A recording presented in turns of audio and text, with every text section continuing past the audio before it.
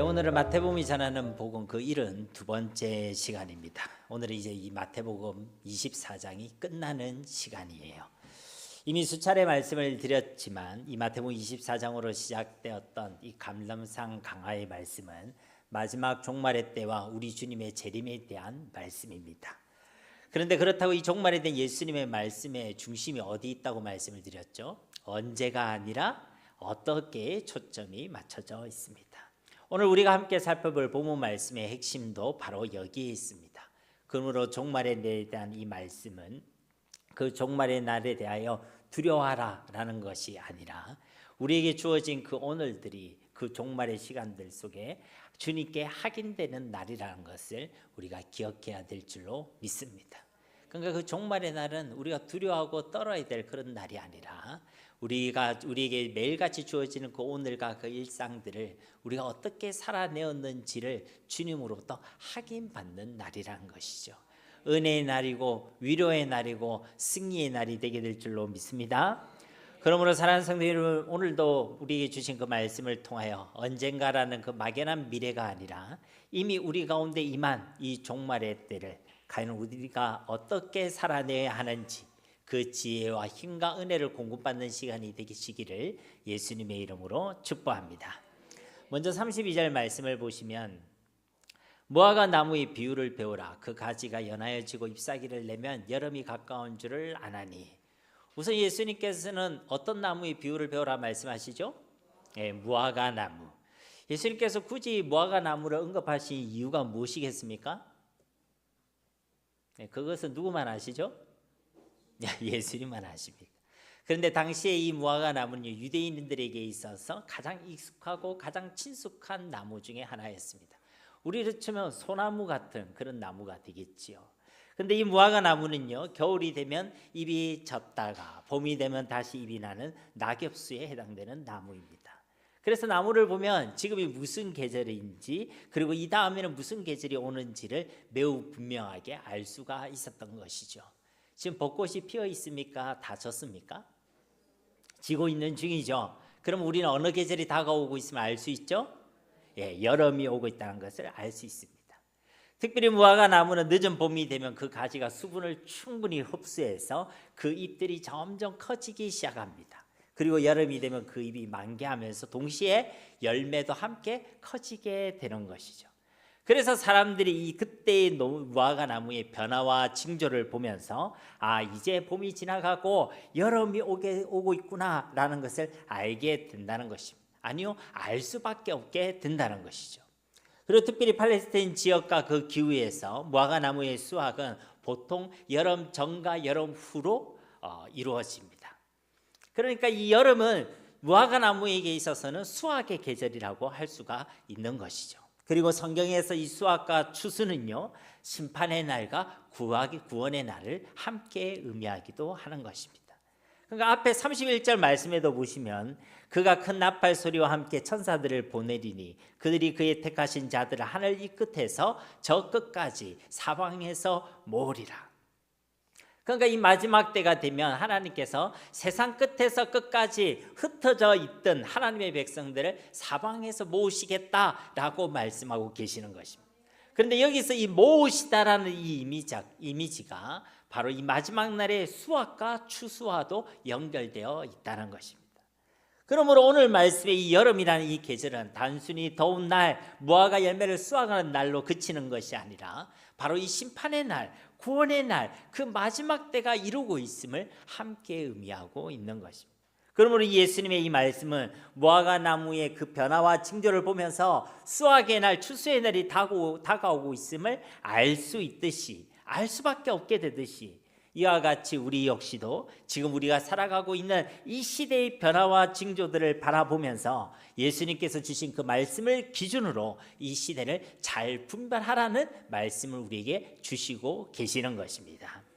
33절 말씀도 보시면 이와 같이 너희도 이 모든 일을 보거든 인자가 가까이 곧 문 앞에 이른 줄 알라. 이와 같이 너희도 이 모든 일을 보거든 지금 이 시대에 일어나고 있는 이 변화와 징조들을 보라는 것이죠. 그런데 무엇을 기준으로 보라는 것입니까? 하나님의 말씀, 예수님께서 하신 그 말씀을 기준으로 보라는 것입니다. 그래서 무엇을 분별하고 무엇을 깨달으라고 말씀하고 계십니까? 인자가 가까이 그 문 앞에 이른 줄을 알라는 것입니다.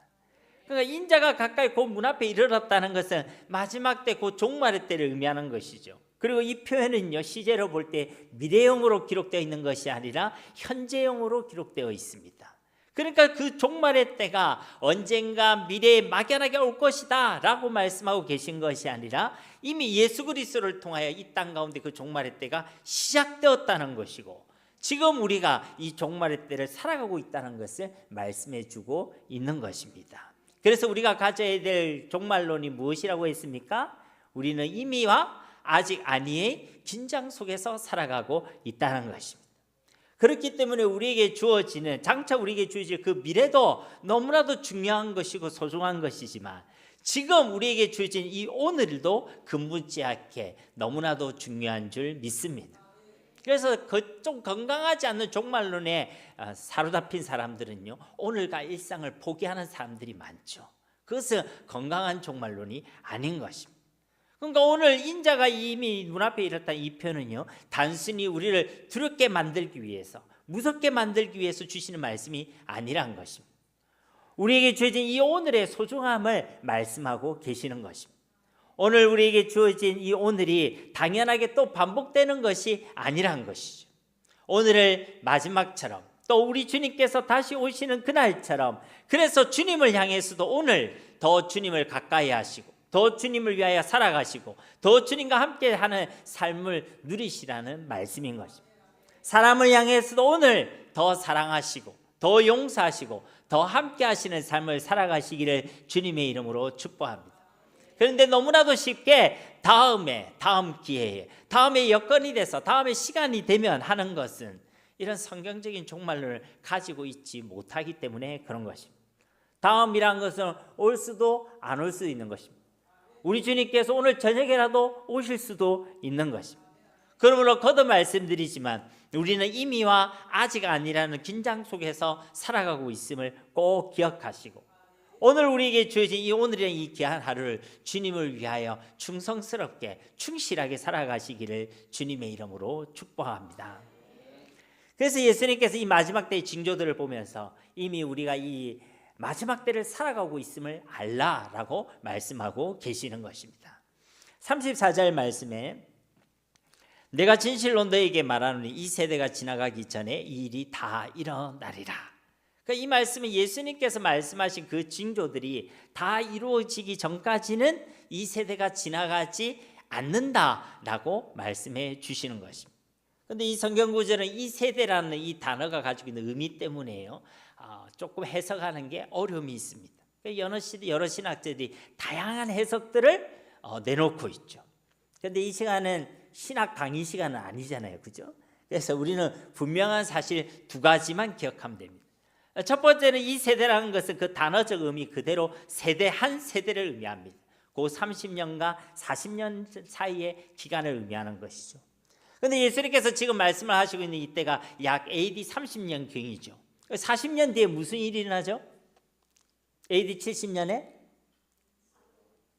멸망에 가정한 것이 서게 되는 예루살렘 멸망이 일어나게 되죠. 그때까지 그 기간을 얘기하는 것입니다.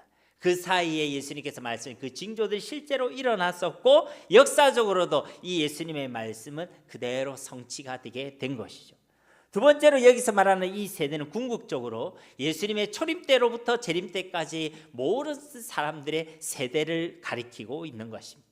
그렇습니다. 예수님께서 처음 역사 가운데 오셨을 그때로부터 이 마지막 때의 징조들은 말씀 그대로 나타나고 이루어졌습니다. 그리고 이 마지막 징조들은 예수님께서 다시 오실 그 재림 때까지 어떻습니까? 더욱 강해지고 더욱 빈번해질 것입니다. 그리고 그 모든 것이 이루어졌을 때야라 무엇이 온다고요? 끝이 온다는 것입니다. 종말이 완성된다는 것입니다. 35절 말씀 우리 함께 봉독해 보겠습니다. 천지는 없어질전정 내 말은 없어지지 아니하리라. 그러니까 이 말씀은, 이 마지막 때의 말씀이 뜬구름 잡는 이야기나 허구나 신화에 관한 말씀이 아니란 것이 반드시 이루어지고 성취되는 하나님의 말씀인 줄 믿습니다. 하나님 빛이 있으라 하면 빛이 어떻게 되죠? 있게 되고 있을 수밖에 없게 되는 것이죠. 그러니까 이것은 하나님의 말씀이란 것이 반드시 이루어지고 성취된다는 것입니다. 반드시 이 마지막 때의 징조들이 나타날 것이고 또 빈번해지고 강해질 것이지만 이 마지막 때의 징조들이 끝이 날 때가 있다는 것이고 그때 우리 주님께서는 반드시 다시 오실 줄 믿습니다.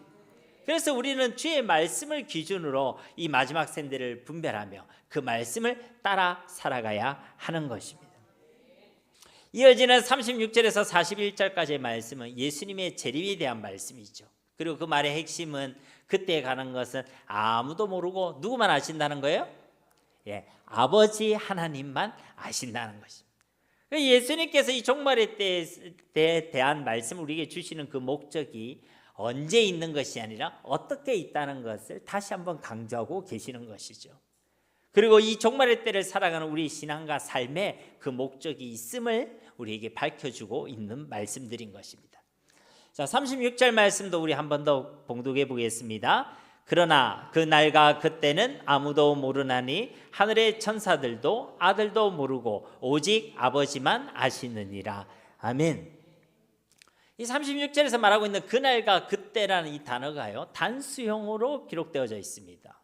그러면 앞에도 그날과 그때라는 표현들이 있었죠. 19절이나 22절 등과 같은 말씀에도 그날이라는 표현들이 있었습니다. 근데 그때는요 복수형으로 사용되어졌어요. 그러니까 특정한 한 날을 앞에서 언급하고 있는 것이 아니라 우리 주님 초림으로부터 재림 때까지 그 이루어진 그 마지막 날들을 통칭하고 있기 때문에 그런 것입니다. 그러니까 우리가 이해되는 이 종말이 한 점이 아니라 한 기간이라고 말씀을 드렸죠. 가정이라고 말씀을 드렸죠. 그러니까 거기에 대해서 복수형으로 표현하고 있는데 이 36절 말씀에는 그날 그때를 단수형으로 표현하고 있다는 것입니다. 그러면 이 날은 언제를 얘기하는 것이겠어요? 예수님께서 진짜 이 역사 가운데 재림하시는 그 정확하고 구체적인 그 날을 의미하는 것입니다. 그 날이라는 것은 날짜를 얘기하는 것이고 그때라는 것은 시간을 이야기하는 것입니다. 근데 그 날짜 그 시간을 아는 사람이 있다는 거예요? 없다는 거예요? 아무도 없느니라. 아무도 없다는 것입니다. 그래서 예수님께서 이 종말의 때에 대한 시간에 대한 언제에 대한 것을 말씀하시면서 크게 두 가지를 말씀해 주고 있는 것입니다. 하나는 이 종말의 때가 이미 예수님을 통해서 시작되었다라는 것을 말씀해 주시고 그 재림의 정확한 시간과 날짜는 아무도 모른다라고 말씀하고 있다는 것입니다. 그게 언제에 대한 성경의 해답의 전부인 것입니다. 그러니까 우리는 거기에 대해서 더 이상의 관심을 가질 필요가 있어요? 없어요? 없는 것입니다.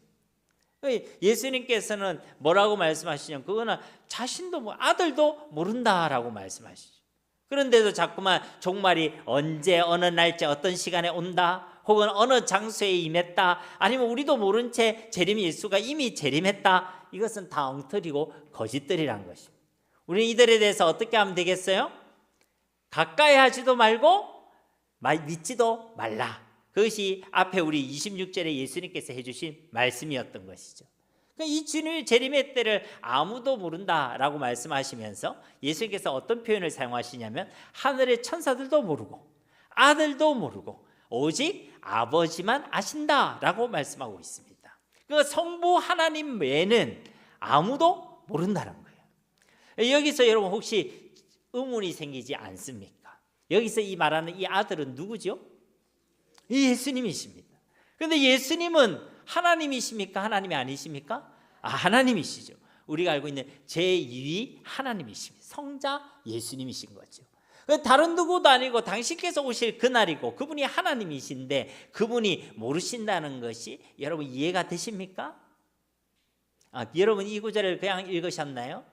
우리가 이 구절을 바로 이해하기 위해서는요. 첫째는 예수님의 그 기독론을 이해해야 됩니다. 기독론이라 하니까 좀 어려운 것 같지만 풀어보면 이렇습니다.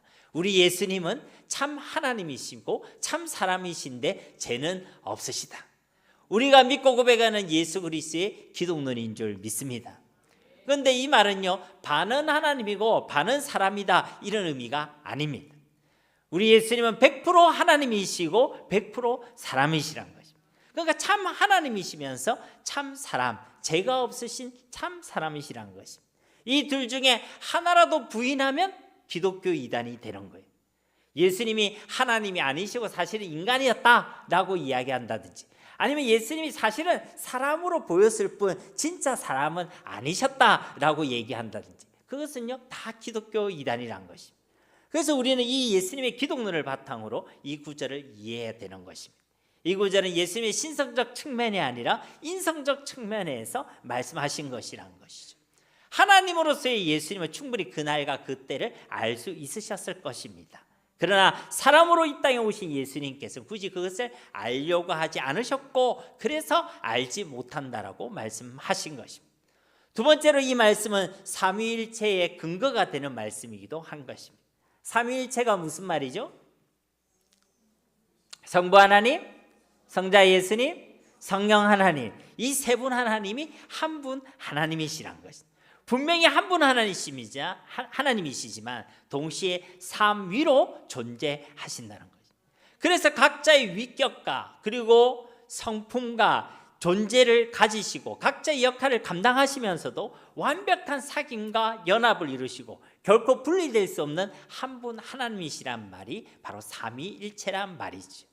이런 의미에서 아들도 모르신다는 이 표현은 이 재림의 날과 그때에 대한 근한이 성부 하나님께만 있음을 말씀해 주고 있는 것입니다.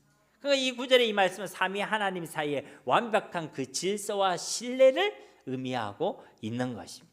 어쨌든 참 하나님이시지만 사람으로 오신 예수님, 역사 가운데 가장 완전하신 사람이신 예수님도 모르신다라고 말씀하고 계시는 것입니다. 그런데 그 예수님도 모르신다는 그날과 그때를, 그 재림의 때를 우리가 알 수 있다고 생각하는 것이 착각이고 교만이고, 그렇게 알 수 있다고 하는 자들이 다 거짓들이라는 것입니다. 그러니까 우리는 이 말씀만 딱 기억해도 다른 것에 미혹될 이유가 없는 것이죠. 그러니까 여러분들 예수님 재림했다는 이야기를 듣고 나는 몰랐는데 어쩌지, 그럴 필요가 있어요 없어요? 전혀 없는 거예요. 그건 다 거짓이라는 거예요. 37절 말씀에 노아의 때와 같이 인자의 임함도 그러하리라. 왜 갑자기 노아의 때를 말씀하시겠습니까? 그날의 그 홍수 심판이 바로 이 지구의 모든 땅들과 이 인생들을 심판하신 최초의 사건이었기 때문에 그런 것입니다. 그리고 이 노아의 이 때의 이 홍수 심판은 당연히 장차 다시 오실 그 예수님을 통해 이루어질 이 우주적 종말을 예표하는 사건이기 때문에 그런 것이죠. 그런데 그 노아의 때와 같이 인자의 임함도 그렇게 임할 것이라는 것입니다. 그래서 어떻게 임하게 된다는 것입니까? 38절과 39절 말씀, 두 절 말씀 우리 함께 봉독하겠습니다. 홍수 전에 노아가 방주에 들어가던 날까지 사람들이 먹고 마시고 장가들고 시집가고 있으면서 홍수가 나서 그들을 다 멸하기까지 깨닫지 못하였으니 인자의 임함도 이와 같으리라. 아멘. 하나님께서 홍수로 인한 대심판을 말씀하시고 노아가 방주를 만들고 방주에 들어갈 때까지 짧게는 80년, 길게는 120년, 하여튼 약 100년이라는 가까운 시간들이 있었습니다. 그런데 그 시간들 속에 사람들은 무엇을 하고 있었다는 것입니까? 먹고 마시고 장가들고 시집가고 있었다는 것입니다. 여러분들 안 먹는 사람 손 들어보세요. 물 안 마시는 사람 손 들어보세요. 예. 결혼 안 하신 분은 뭐 있긴 하죠. 아직 때가 안 돼서, 그죠? 그러니까 이것은 먹고 마시는 것, 결혼하는 것이 죄라는 말씀이 아닙니다. 이것은 우리의 평범한 일상들을 의미하는 것이죠. 우리의 일상을 살아가는 것 그 자체는 죄가 아닙니다. 그러니까 이 마지막 때를 살아간다고 안 먹고 안 마시고 그러면서 종말적 다이어트를 한다는 분들이 있죠. 그 다 엉터리입니다. 그리고 이런 이유로 독신을 주장하거나 비혼주의를 고집하는 것도요, 그것도 정당하지 않은 것입니다. 그러므로 사랑하는 성도는 이 마지막 때에 정말 건강하게 잘 드시고 물도 잘 챙겨 드시고 아직 결혼하지 않는 자녀들이나 본인이 그러하다면 믿음의 배우자를 잘 만나서 시집도 가시고 장가도 가시고 이 마지막 때 정말 하나님께서 기뻐하시는 가정을 세우시기를 주님의 이름으로 축복합니다.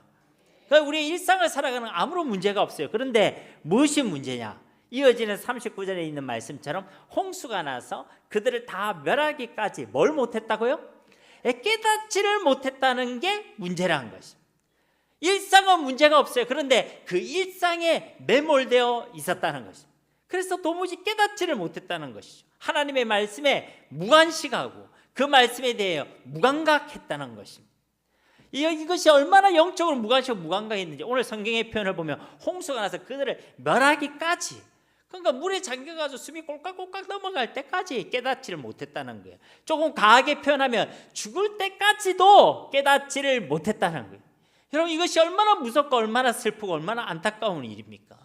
죽을 때까지도 깨닫지를 못해요. 하나님의 말씀을 그렇게 들었는데도 깨닫지를 못했다. 무관심하고 무감각했다는 거예요. 여러분, 베드로후서 2장 5절 말씀을 보시면요, 옛 세상을 용서하지 아니하시고 오직 의를 전파하는 노아와 그 7 식구를 보존하시고 경건하지 아니한 자들의 세상에 홍수를 내리셨으므로. 그러니까 여기서 노아를 뭐라고 소개하고 있냐면 오직 의를 전파하는 노아라고 말씀하고 있죠. 그 노아가 일평생 뭘 했냐면 하나님의 의를 전파했다는 거예요. 하나님의 의가 뭡니까? 하나님의 공의, 하나님의 심판. 그리고 성경 무엇을 의라고 얘기하죠? 그 심판을 피할 수 있는 길이 뭐라고 얘기해요? 믿음을 얘기하죠. 그러니까 믿음을 하나님 의로 여기시는 거예요. 그러니까 당시에 노아가 묵묵히 그냥 방주만 만들고 있었던 것이 아니라 하나님의 의에 대하여, 하나님의 심판에 대하여, 그리고 구원받는 믿음에 대하여 이 사람들에게 분명히 전파하는 삶을 살았다는 거예요. 우리로 치면 어떤 삶을 살았다는 것입니까? 복음을 전했다는 거예요. 전도를 했다는 거예요. 그것도 무려 얼마 동안? 약 100년이라는 시간 동안 방주를 만들면서 그 하나님의 의를 전파하는 삶을 살았다는 것입니다. 그런데 이 복음을 들었던 이들은 어떻게 반응했다는 것입니까? 먹고 마시고 장가가고 시집가고 그들의 일상에만 몰두했다는 것입니다. 그 복음을 듣고 전혀 달라진 것이 없었다는 것입니다. 그 복음과 그 경고의 메시지를 전혀 듣지 않았다, 전혀 받아들이지 않았다는 것입니다. 왜요? 이들의 관심은 먹고 마시고 결혼하는 이 땅에서의 삶과 일상에만 있었기 때문에 그런 것입니다. 하나님과 하나님의 나라에 대해서는 관심이 없고 주님의 재림과 심판에 대해서는 전혀 무관심했고 주어지고 선포하고 듣는 하나님의 말씀에는 무감각했기 때문에 그렇다는 것입니다. 어떤 의미에서, 이런 의미에서 이 마지막 때를 살아가는 우리 그리스도인들에게 있어서 진짜 경계될 적은 어떤 큰 죄를 짓는 것보다 하나님과 하나님의 나라, 하나님의 말씀에 대한 영적인 무관심과 그리고 영적인 무감각함이 바로 큰 적이라 할 수 있는 것입니다. 돈과 건강에 대한 관심은 너무나도 많은데 정작 하나님의 나라에 대해서는 무관심하고 하나님과의 관계에 대해서는 무관심하고, 그렇게 하나님을 떠나서 세상과 하나님 없는 삶에 매몰되어 있고 몰두하면서 자신의 영적 상태에 대해서는 무감각하고, 나와 나의 가정에 대한 관심은 너무나도 많은데 우리의 이웃과 교회와 함께한 지체들에 대해서는 정말 무관심한 것, 이런 영적 무관심과 영적 무감각함이야말로 이 마지막 때를 살아가는 우리 그리스도인들이 경계해야 될 가장 큰 적 중에 하나라는 것입니다. 그리고 이런 영적 무관심과 영적 무감각함은요, 자연스럽게 우리의 시선을 영적인 것이 아니라 육신적인 것에 두게 만드는 것입니다.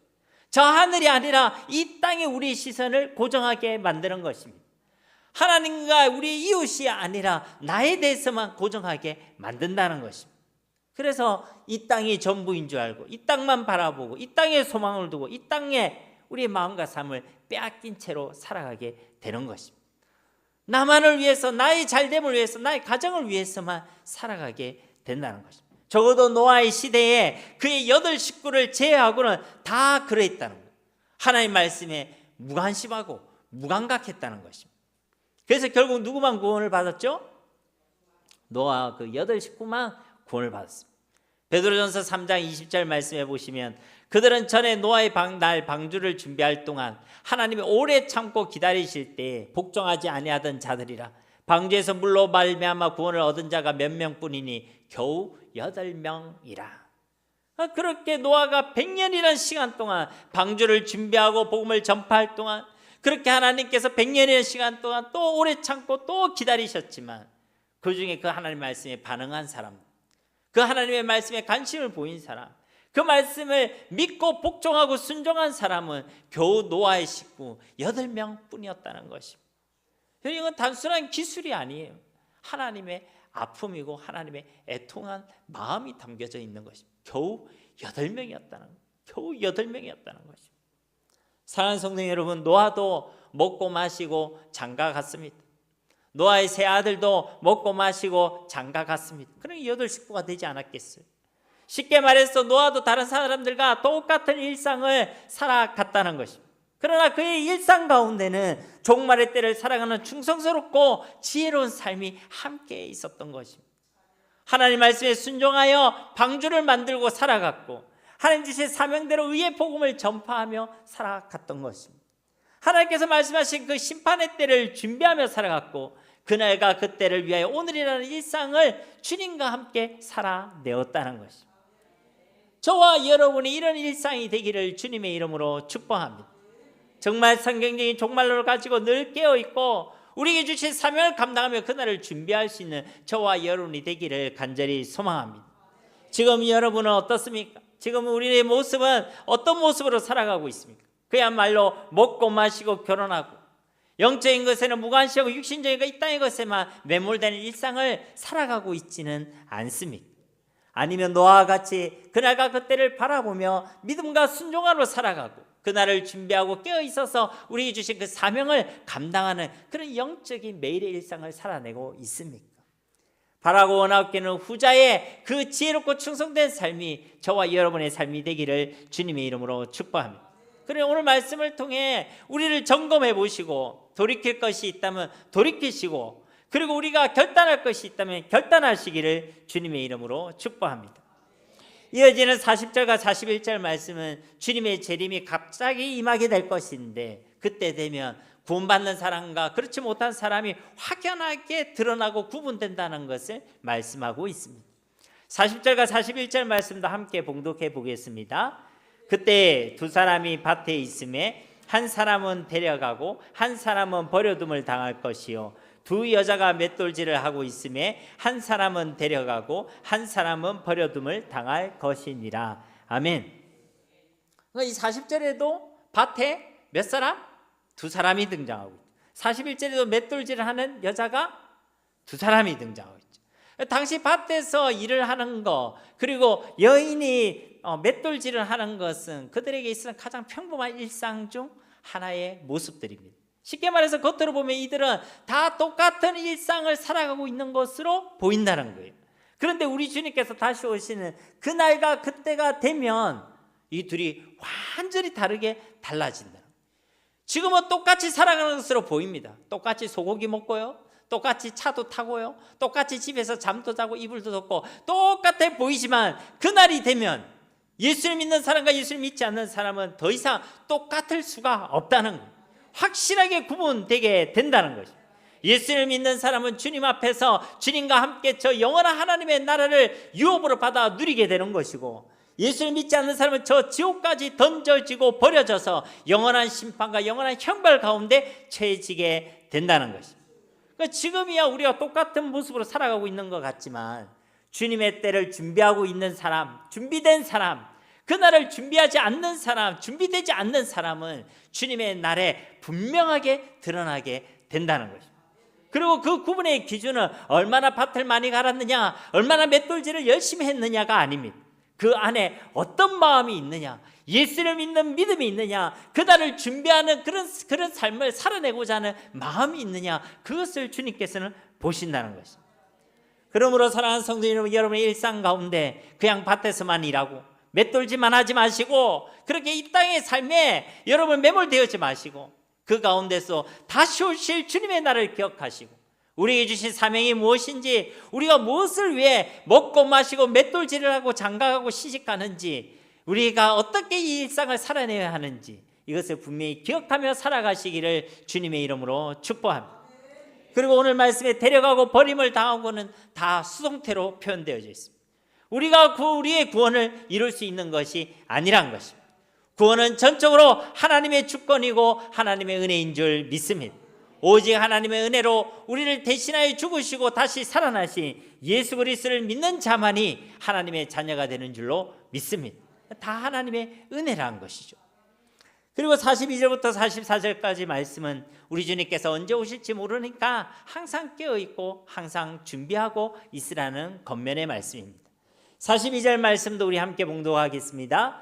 그러므로 깨어있으라. 어느 날에 너희 주가 임할는지 너희가 알지 못함이니라. 아멘. 먼저 예수님께서는 깨어있으라 라고 말씀하고 계십니다. 왜 그렇습니까? 어느 날에 주님이 오실지 임하실지 너희가 알지 못하기 때문에 그렇다는 것입니다. 그럼 여기서 깨어있으라는 말은 어떤 의미가 있겠습니까, 여러분?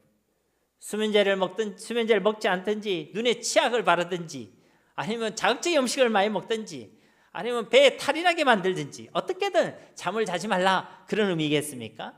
아니겠죠. 여기서 깨어있으라는 이 말은 원적으로 볼 때 정신을 차려라, 그리고 경계하라라는 의미를 가지고 있습니다. 그리고 본문 말씀에서 살펴볼 때에 앞에 38절 말씀처럼 먹고 마시고 결혼하는 그런 일상에만 매몰되어 있지 말라는 것입니다.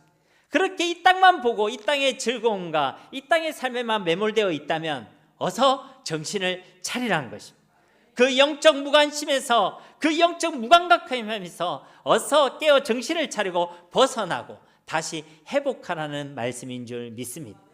왜냐하면 언제 우리 주님께서 임하실지 모르기 때문이고 또 우리 주님께서 반드시 다시 오실 것이기 때문에 그렇다는 것입니다.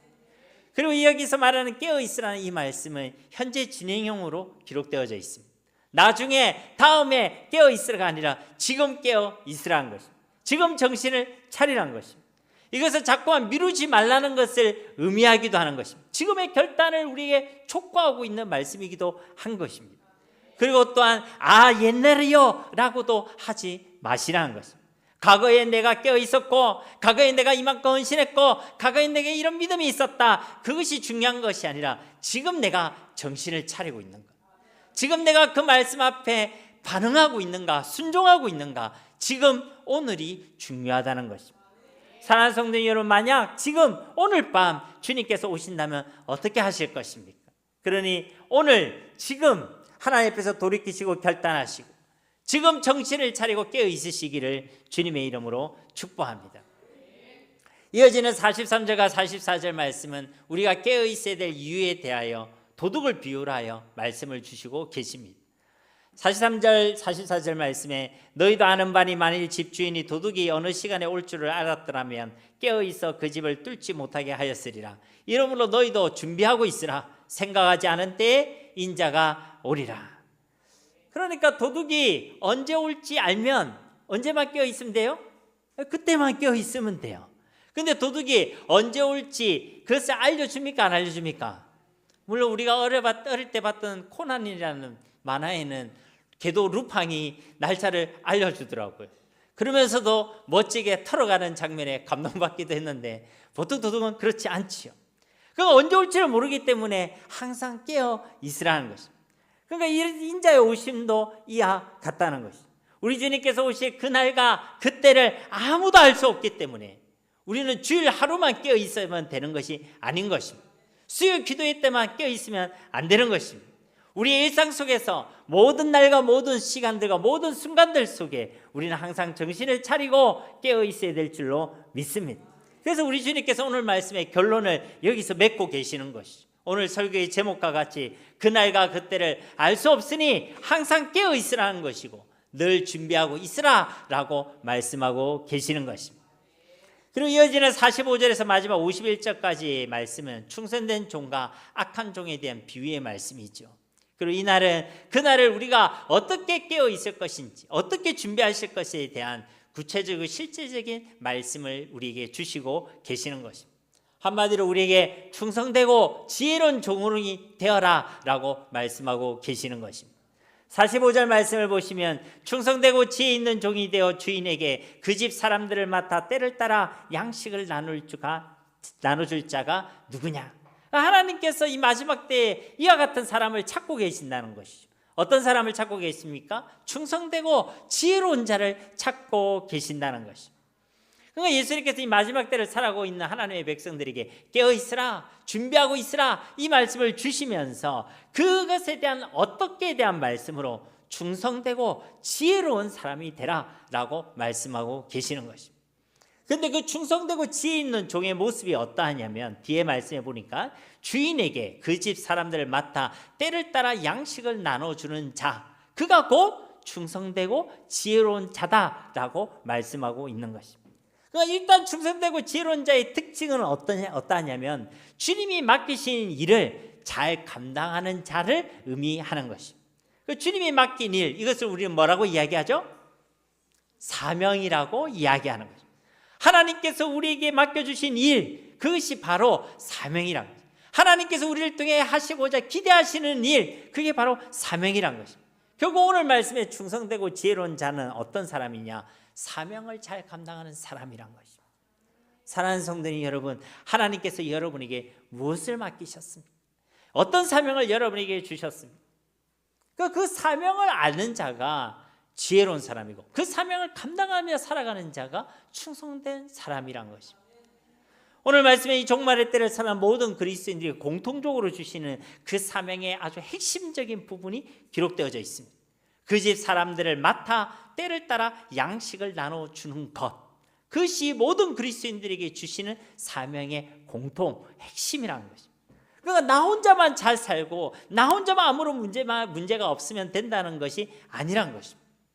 결국은 하나님께서 우리로 만나게 하시고 하나님께서 우리에게 맡겨주신 그 영혼들을 위하여 우리 주님을 대신하여 때를 따라 양식을 나눠주는 것, 바로 이것이 마지막 때를 살아가는 저와 여러분이 모두에게 주신 사명의 본질인 줄 믿습니다. 그러니까 이 종말의 때 제일 어리석은 자, 제일 불충한 자가 누구냐? 자기만을 위해 살아간 사람, 자기만을 사랑하고 자기의 잘됨만을 위해 살아간 사람이 제일 어리석고 불충한 사람들인 것입니다. 이것은요 전혀 충성스러운 삶도 아니고 전혀 지혜로운 삶도 아닌 것이죠. 그러므로 저와 여러분은 이 마지막 때 더더욱 주님께서 만나게 하시고 주님께서 맡겨주신 영혼들을 위하여 살아가는 자들이 되어야 할 줄 믿습니다.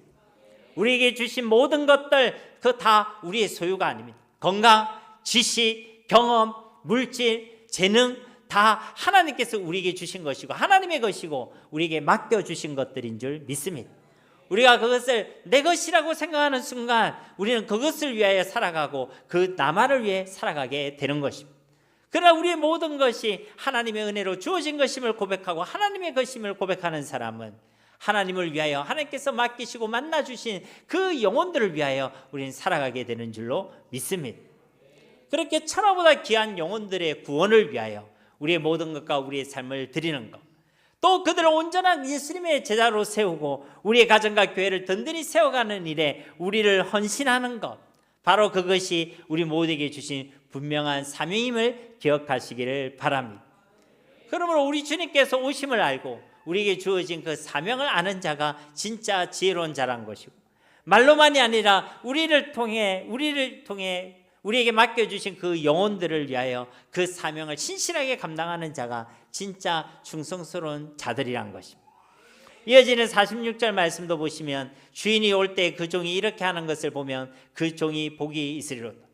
언제인지 모르지만 주인이 와서 확인하실 때 그 종이 이 사명을 깨닫고 이 사명을 감당하는 것을 보면 정말로 기뻐하신다는 것, 그리고 그 종에게는 진짜 복이 있다는 것입니다. 47절 말씀도 보시면 내가 진실로 너에게 이르노니 주인이 그의 모든 소유를 그에게 맡기리라. 그 종에게, 그 충성되고 지혜로운 종에게 하나님께서는 더 많은 하늘의 복을 주신다는 것이고 더 큰 사명을 맡겨주신다는 것입니다. 하나님 부어주시는 복의 지경이, 여러분에게 맡기신 그 사명의 지경이 날마다 넓어지고 확장되어지시기를 주님의 이름으로 축복합니다. 이것은요 우리가 다음 장의 25장에 나타난 달란트 비유에서도 똑같은 영적인 원리가 등장하고 있죠. 2달란트와 5달란트를 맡은 자들이 그 사명을 잘 감당하자 그 주인이 띠와 똑같은 말씀을 하고 있습니다. 마태복음 25장 21절 말씀을 보시면 그 주인이 이르되 잘하였도다 착하고 충성된 종아, 네가 적은 일에 충성하였으며 내가 많은 것을 네게 맡기리니 내 주인의 즐거움에 참여할지어다. 여기서 그 충성된 종에게 무엇을 맡깁니까? 더 많은 것을 맡긴다라고 말씀하고 있습니다. 하나님 주시는 그 복의 지경이, 그 사명의 지경이 넓어지고 확장되어지고 있다는 것입니다. 그러므로 사랑하는 성도들이 이 마지막 때에 충성스럽고 지혜로운 그리스도인들이 되시기를 주님의 이름으로 축복합니다. 자기만을 위해서 살아가는 것이 아니라, 이 땅만을 위해서 살아가는 것이 아니라 주님께서 주신 것을 내 것으로 착각하는 자들이 아니라 이 땅에 죽어가는 저 영혼들과 하나님의 나라를 위해서 또 우리의 가정과 주님의 몸된 교회를 위해서 사랑하고 섬기고 나누고 헌신하는 우리 모두가 되어야 할 줄 믿습니다. 그리고 48절부터 마지막 51절까지 말씀은 이제 반대로 악한 종과 그 종들의 결말에 대한 말씀입니다. 48절 이하의 말씀을 보시면 만일 그 악한 종이 마음에 생각하기를 주인이 더디 오리라 하여 동료들을 때리며 술 친구들과 더불어 먹고 마시게 되면 생각하지 않은 날 알지 못하는 시각에 그 종의 주인이 이르러 어미 때리고 외식하는 자가 받는 벌에 처하리니 거기서 슬피 울며 이를 갈리라. 그러니까 이 악한 종의 특징은요, 일단 주인이 더디 온다라고 생각한다는 거예요. 즉 이미 종말의 때가 시작되었음을 모른다는 것이고 그 종말의 때가 곧 반드시 완성될 것을 믿지 않는다는 것입니다. 그리고 주인이 더디 온다고 하니까 그 주인의 자리에 누가 올라가겠어요? 내가 올라가는 거예요. 내가 주인 되면서 내가 주인 노릇을 하며 자기 마음대로 자기를 위해서만 그렇게 살아간다는 것입니다. 그리고 주님이 오는 것이 더디 온다 혹은 안 온다라고 생각하니까 함부로 살아가게 되는 것입니다. 동료를 때리며 술 친구들과 더불어 먹고 마시고 살고 죄를 범하며 방탕한 삶을 살아가게 된다는 것입니다. 그렇습니다. 종말론이 건강하지 않는 사람은 그 삶도 거룩하지 않는 것이고 방탕으로 빠질 수밖에 없게 되는 것입니다. 심판이 있음을 알고 임박해 있음을 아는 사람, 그 마지막 때를 살아가고 있음을 아는 사람은 정신을 차리고 깨어 있겠지만 심판이 더디 온다고 생각하고 안 온다고 생각하는 사람, 이 종말관이 분명하지 않는 사람들은 당연하게도 하나님을 위해서도 살아가지 않고 하나님의 때를 따라 양식을 나눠주라고 한 우리 이웃과 다른 영혼들을 위해서도 살아가지 않는 것입니다. 자꾸만 세상과 자기만을 위해서만 살아가고 함부로 죄와 방탕한 가운데 뒹굴며 살아가게 된다는 것입니다. 그러나 50절 말씀처럼 우리 주님께서는 생각하지 않은 때에 반드시 다시 오실 줄 믿습니다. 반드시 찾아오십니다. 그날은 주신 사명을 깨닫고 이를 감당하는 충성스럽고 지혜로운 자들에게는 완전한 구원과 승리와 복된 날이 되겠지만 전혀 깨어있지 않고 준비도 되지 않는 자들에게는 51절 말씀과 같이 심판과 책망의 날이 되게 될 것입니다. 말씀을 맺도록 하겠습니다. 오늘 우리는 말씀을 통해 세 부류의 사람들을 보았습니다. 첫 번째 부류의 사람들은 노아 시대의 사람들입니다. 이들은 일상에 매몰되어 영적으로 무관심하고 무감각했던 자들입니다. 두 번째 부류의 사람들은 악한 종들입니다. 이들은 주인이 더디 올 것이라고 생각하고 방탕하여 자기가 주인 되는 삶, 주신 사명을 잊고 오히려 영혼들을 괴롭히는 삶을 살아가고 있었습니다. 세 번째 부류의 사람들은 충성되고 지혜로운 사람들이었습니다. 이들은 마지막 때에 깨어있고 준비하는 자들이었습니다. 어떻게 깨어있고 어떻게 준비하고 있었습니까? 먼저 이들에게는 이 마지막 때를 살아가고 있다는 사실과 반드시 주님께서 다시 오실 것에 대한 지혜가 있었습니다. 그리고 주님께서 자신에게 무엇을 맡겨주셨는지 그 사명을 깨닫는 지혜를 가지고 있었습니다. 그리고 이들에게는 그 주어진 매일의 일상 가운데서 그 사명을 신실히 감당하는 충성스러움도 함께 가지고 있었습니다. 그래서 이들은 자기를 위해서도 이 땅의 것을 위해서도 육신의 것에서만 살아가는 그런 매몰된 삶을 살아가지 않았던 것입니다. 이들은 주인 되신 하나님과 그분의 나라를 위하여 살아갔습니다. 만나게 하신 영혼들과 맡겨주신 영혼들을 위하여 그렇게 가정과 교회와 우리의 이웃들과 하나님의 나라를 위하여 살아갔다는 것입니다. 우리가 영혼들을 위하여 살아가는 삶은 추상적인 삶이 아닙니다. 그들을 사랑하고 섬기는 것입니다. 그들을 위해 기도하고 그들의 약함과 어려움을 도우며 그들과 함께하고 그들에게 가장 귀한 선물 예수 그리스도의 복음을 전하는 일인 줄로 믿습니다. 사랑하는 성도 여러분, 우리는 이미 이 마지막 때를 살아가고 있습니다. 우리 주님의 말씀처럼 아무도 그날과 그때를 모르고 알 수는 없지만 생각하지 않은 때에 우리 주님께서는 반드시 다시 오실 것입니다. 그날이 잘하였도다 착하고 충성된 종아 라고 칭찬을 듣는 영광스러운 날이 될지 아니면 심판과 책망의 날이 될지는 바로 오늘 우리에게 주신 그 일상에 달려 있는 것입니다.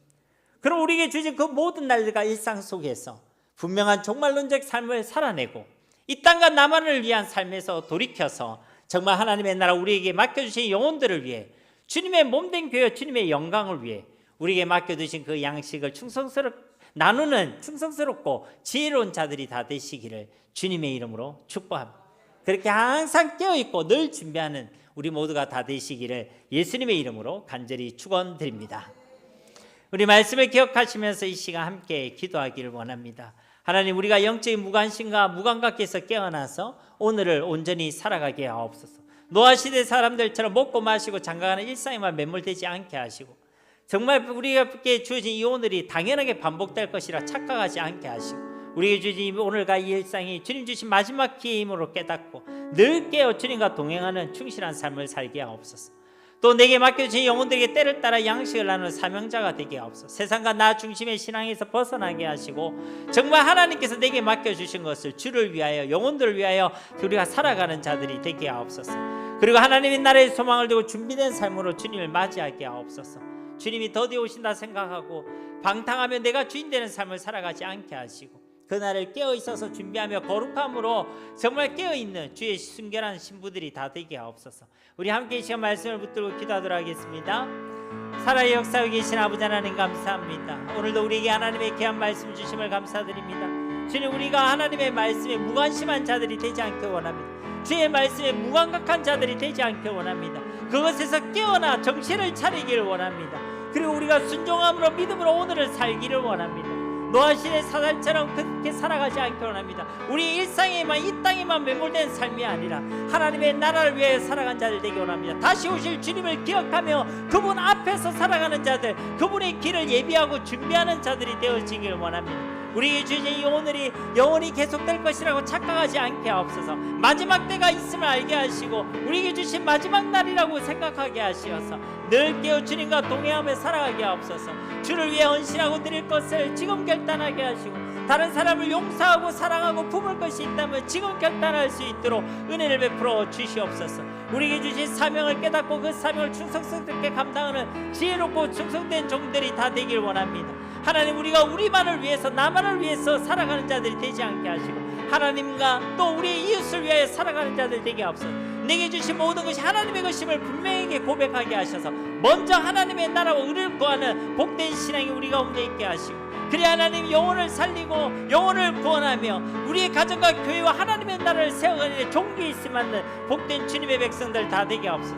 우리 주인이 더디 우리라 생각하며 방탕이다 악한 종들의 길을 따르지 않게 하시고, 천지는 없어지나 영원히 변치 않는 주님의 말씀을 붙들고 반드시 우리 주님께서 다시 오실 것을 믿음으로 확신하게 하시어 이 땅이 아니라 저 하늘의 소망을 두며 살아간 자를 되게 하셨습니다. 하나님, 우리 주님께서 언제 오시더라도 기쁨으로 아멘 주 예수여 어서 오시옵소서라고 고백할 수 있는 그렇게 깨어있고 준비된 주의 순결한 신부들이 다 되게 하여 주시옵소서. 우리 주에게 주신 말씀대로 일하시고 역사하신 주님을 기대하며 다시 오실 우리 주 예수 그리스도의 이름으로 간절히 기도드립니다. 아멘.